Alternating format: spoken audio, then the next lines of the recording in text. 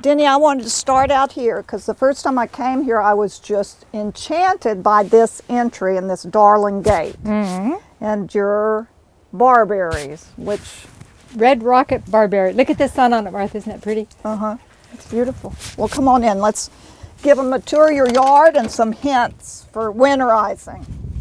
I wanted to start out here because I think this is one of the prettiest parts of your whole garden. And we're here today with Denny McDougall and her husband Stewart, who is lurking around, and we're going to talk about her yard for one thing. She was going to be on the garden tour this year, and that sort of got, and so you get a little bit of seeing her yard in this little tour. Plus, she's going to talk about how she winterizes her garden, right? Yes. Yes. It starts very functionally. The tables, the benches, they all go underneath the porch. And then all of these pots have to be protected, not only so that the pots themselves will not break by being frozen and then thawed again, but also I like these plants, and some of them are perennials. Not all of them, these are little annuals. So what I do is I take them and I put them underneath the porch. Would you like to see how I do that? I would. Well, let's move over to the porch. Excuse me. Now it is still too early to do it because the plants are still doing very well with their green leaves. But what I will do, this is just a yellow smoke bush, bring this up. I have a few others here just to give you a rough idea. These are abelias. The large ones go in the back. Now this is a little bit slanted. So I take just some little wood debris from my husband's shop, and I try to get the plants as flat as I can because during the winter time I water these, the perennials. This Stewart just recently made me, and I absolutely love it. It's wedged. Oh, cool. Yeah. So now I don't have to worry about propping everything up and finding two pieces of wood the same depth. Thank you. Then I take the plastic wrap. You can buy this in big rolls from moving companies or from any of the garden shops. And I weave it in around each of the plants. Here, Martha, you want to take that? Now, understand there are going to be several rows of potted plants here, but what we do is basically surround each of the pots with the plastic wrap, and what that does is keep the cold off of the roots. I also put it up just above above the soil, and what that does is keep them from being damaged with frost. Snow can get in here, that doesn't matter. If we have a lot of frost, which is usually not the case, but I'll bring out a sheet, and it's easy. I can just lay it over everything all at once. And I've never lost a plant all winter long. Oh, it's wonderful. So the potted plants, I don't have a garage to put them in. This is the next best thing because we do have a porch here. I don't know if you can see it, but it protects them from the cold night air. Cool. So that's basically And everything you bring we do your here. furniture in over here? It goes in on the side of the porch over here. Yeah. Let's see how you winterize those rhododendrons you're talking about. Good. That's over here. On our way to see how you do the rhododendrons, we got to stop here at this smoke bush. That bush is about 5 years old, and Stuart and I decided we did not want it to grow into a tree, so we wait until spring and mulch it. Prune it. And enough to keep it away from where we have to mow. And so it keeps it within its bounds of the beds there. And I just absolutely love it like that. I think the colors, especially when the sun is on it in this time of year, is just stunning. We don't cut it down much. I mulch it for the winter. Again, everything benefits from mulch and also from not too much fertilizer, but so many of us wait until way late winter to fertilize or say mulch things, and yet mulch should be on plants now because then the rains take all that wonderful nutrition into the earth for the roots, and especially do that on our raised beds in the vegetable garden. Great. So that takes almost no care. I just prune it and mulch it, that's all. Wonderful. So these rhododendrons, you do the same as you do the one out here? Yes. Yeah, this again, so many of these wonderful little maple trees, they drop their leaves, so it has a natural mulch to it, but rhododendrons have very shallow roots, and so I get Well, we have a certain number of fir trees, and as the branches break and the winds bring trees down, I just bring all of those branches and I run them around the edges, the drip lines of these plants. This is a camellia, but on these 3 rhodies. And then it just is the best way in the world to keep the frost off of them in the winter. Great idea. Off of the roots. I don't worry so much about the leaves. Yeah. They are from the Pacific Northwest. They should be able to handle that. Yeah. Yeah. Great. And I have one more big one out here. That you've already mulched. I already have done it, and it's just so simple. And you know, rather than burn this, what this does is that all of these wonderful nutrients from the needles go back into the soil. There's absolutely nothing simpler than protecting the roots this way. It's just a branch from a fallen large tree that came down last week in that storm, and that's it. I want to come out here and see these begonias, which are mind-blowing if you ask me. Can you tell us about them? This is the 5th year that these tubers from these begonias, that I've overwintered them and had them re-bloom in all summer long. Show one up to the light. Oh yeah, okay. They're beautiful. They almost look like roses, and then this has this lovely combination of yellow and orange. But what I do with these, once they have died down, I dig out the tuber. I put it in a shoebox, you know, kind of shake off the soil, let it dry just a little bit, put it in a shoebox, and I sprinkle sulfur on it. You can buy sulfur at Sunset, easy. And then I put it in my little garden shed, and towards the bottom of the floor where it'll stay a little warmer than up high, and make sure that the shoebox has holes in it. And I don't know, maybe once a month come in, check on them, make sure they're okay. Don't put any water on them or anything else. And when things warm up in the summer, I replant them, and they like only morning sun. You don't want any afternoon sun on them. So And could you there they go. propagate some babies Sure. for plant sale? We could auction those, you know, they're very special. With a photograph of what they will look like, Yeah, not what they do look yeah. like. Yeah, they're ugly when they just are tubers. No offense. But anyway, you have to prop them up with something because we are on a north-south basis here, or axis, and so when the wind catches them, boy, it can really blow them.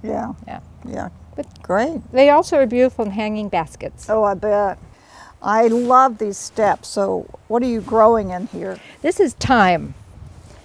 Looks like violets too, huh? Well, there are also violets, but they are not invited to be there. Oh, they're sweet. Well, they're bullies. Oh. They came in on something I else. love the way you've mulched these little pathways, and here they've just edged. It's just so neat looking in front of this darling shed. Years and years ago, when we had a lot of deer in here, the deer made paths.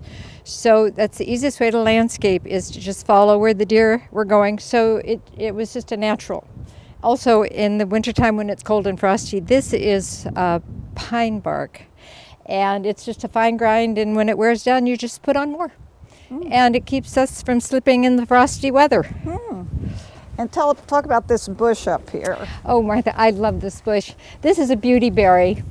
And in just a few weeks, all of the leaves are going to be gone, but these purple lavender shiny berries will stay.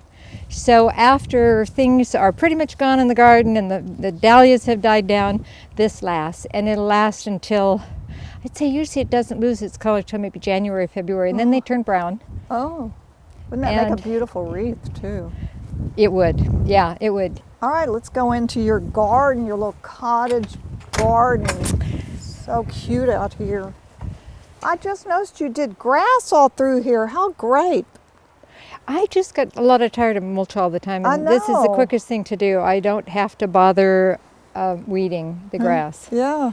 This bed is a perfect example of what needs to be done and what I haven't gotten done yet for fall. So the peonies are most definitely ready to be cut down, and as Eric mentioned in that last video, I always leave some part of them so I know where they are, so in the spring when I get excited about going to nurseries, I don't dig them up and kill them while I plant something else. Yeah, done that. So all the peonies in here need to be cut. There's a couple that aren't really quite ready. They still have a nice lot of green to them, so I continue to leave those. I feel that feeds the roots as long as possible. And then there are these very tall lilies, and I'm sorry I can't tell you what they are. They have these beautiful, brilliant red blossoms, and they were given to me by Pete Gandini. here on the island. And when Pete thins his yard in the spring, he has all sorts of things he shares, and they too will be mulched. And everything here will be mulched. And then what I do with these, I literally just take the leaves off by going down the stems. Uh-huh. It's easier to get them into the compost that way, into a bucket, Oh, that's a into the good idea. compost. And then I cut these off with a big pair of clippers because they bend, but they don't break, they don't cut easily. Oh, and then my poor sweet little dahlias back there, they're way overgrown, and I need to dig those up and share for the garden sale. Yes, you do. Yes, I do. You do. They're beautiful still. Yeah, they'll hold in there for a long time, and I won't do anything with those until finally, I'd say the first frost, which will kill the leaves. I love the way you do your beans. What kind of beans are they? These are a Blue Lake pole bean, and I raise these almost entirely for drying, so that we'll have these all winter long, and they are still producing. Huh. They, I guess maybe this is a warmer fall than usual, but yeah, Stewart just puts in the metal post, I can't think what you could, T-bar, and then this is just plastic netting that I can use over and over and over and over again. It'd be nice if I could string it with, twine, but my life's too short. And so as the fall goes on and as this dries, it's much easier to pull off of the bedding. Whoops. And then what I will do is use these for about 3 years with the same beans, and then I'll switch them and do beans or peas. Uh-huh. But I've got, 5 of them here? What kind are those? They're a foot long, that one up there. These, I can't tell you the name of these. I'll have to look it up for you, Martha. It's not like a lima bean or some No, they're humongous actually, bean? they're purple on the inside, and I bought the little packet at the food co-op last year. They were 30% off. Oh, and I bought them that thinking they tells were a going to be lot. the same as these, and then they started growing, and it's as you say. You want to see one? Just a second. I'm not sure I can still, oh yeah. They would grow, and they would grow, and they would grow, and they would twist, and they just are just the neatest bean, and they are delicious fresh, and they're delicious dried. Yeah. And then what else is on here? Chard is still doing really well. Oh, it's beautiful. Again, as the plants start to fade, I will put feather meal in here, and I will maybe some bone meal that I'll mulch things, and then cover them. I usually try to get alfalfa, because as alfalfa breaks down, it is just full Alfalfa what? Alfalfa straw, hay. Straw. Yeah. Oh. Do I put hay? Or it's just alfalfa. As it breaks down, it just sends wonderful nutrients into the soil, and I never have to worry about weeds coming up from it. It doesn't really do that. I still have some dill going. Really? And it does not want to die. It doesn't want to die. It wouldn't be there when I was pickling, but now I have to find something to pickle. Well, Stewart McDougall's going to show us his wood pile, which is very unusual. How do you do this, and why? Yeah, actually, this has been a real effective way to stack wood. It takes probably half the time of conventional stacking, and principally you strike a diameter, start stacking the wood, and as you go up the center, you just pitch the wood in. You don't have to bother to literally arrange it. So it really goes up pretty quick. It's extremely stable. It sheds water. The extra bark goes on top to make a little roof, and just a very effective, quick way to stack wood. Really? Very common in Germany and in Northern Europe. So just picking up don't reinvent the wheel, just use other people's tricks. Yeah. Great. What do you call this? It's just a shelter to protect the raspberries from the birds. Looks like a boat. Well, this shed, actually, the framework started out as a shelter for various boat projects. It was originally about 80 feet long as we were building wood spars. We would then cover it with plastic. For this purpose, we needed a little more width at the top, so I added those little bit of beaming at the top, and it provides great shelter for keeping the birds out and allows plenty of room for the ventilation for the raspberries. Different parts of it are now in different houses around the island for different, serving different purposes as it finds new life and keeps going. Recycle the buildings. Yeah, love it. Well, this has been super, Denny and Stewart, and thank you so much for showing us all around your bet. beautiful garden. I love the work you put into it so I can enjoy it because I come over here a lot. And we will leave y'all to it. Looks like you got a lot of work to do. Yeah. We'll do our garden yoga right Yeah. through till springtime. There you go. Yeah.